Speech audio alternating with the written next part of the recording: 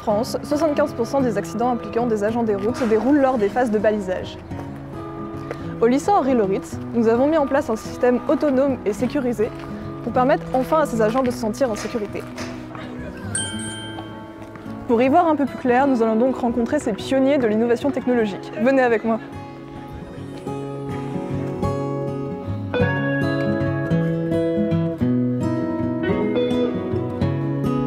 Bonjour Maxence. Bonjour Louise. Alors dites-moi, quand on a un projet comme pote de chantier, ça commence par où? Ce serait un boîtier qu'on mettrait sous des plots déjà existants. Il y aurait un plot suiveur et tout plein d'autres plots qui suivraient pour mettre en sécurité l'agent des routes. D'accord. Et au niveau des réglementations, des normes, ça se passe comment? Au niveau des normes, il y en a eu une, on a dû faire très attention, c'est la norme française EN 13422 et c'est elle qui va régir la solidité, la visibilité et la hauteur du plot. Sinon, nous sommes donnés comme contrainte le coût, l'ergonomie et l'étanchéité du plot. Merci Maxence. Maintenant qu'on a les bases, nous allons pouvoir nous pencher vers le bureau d'études. Venez avec moi.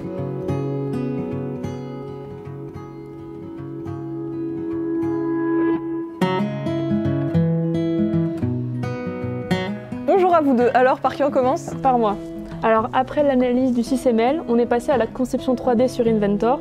Et la première question qu'on s'est posée, c'est combien de roues est-ce qu'on allait mettre? On a décidé de mettre 2 roues motorisées à l'arrière et une roue folle à l'avant. D'accord, et j'ai entendu parler de meneurs, de suiveurs dans cette file avec des cônes. J'ai pas trop compris, est-ce que vous pourriez m'en dire plus? Eh bien, on utilise des capteurs ultrasons qui permettent de calculer la distance entre 2 plots. Et ça, c'est lié avec de l'infrarouge, mais je vais laisser Cyril en parler. Donc ces capteurs, ils sont contrôlés par cet Arduino. Donc c'est une carte programmable et qui s'occupe de la gestion des différents capteurs. D'accord. Et Clara, pouvez-vous nous expliquer comment vous avez réalisé ce prototype ou ces prototypes? Donc avec quel matériel finalement vous avez utilisé? Eh bien, on a conçu une embase avec une partie inférieure et une partie supérieure liée à des ridelles. Et on a réalisé un support de roue folle en 3D et un bouchon qui permet que le plot soit étanche. D'accord. Et comment il est contrôlé au final, ce plot directeur?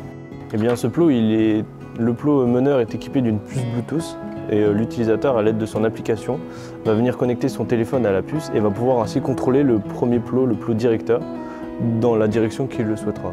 D'accord. Et en parlant d'application, n'hésitez pas à nous suivre sur Instagram et nous avons également un site internet sur lequel vous pouvez retrouver toutes nos aventures.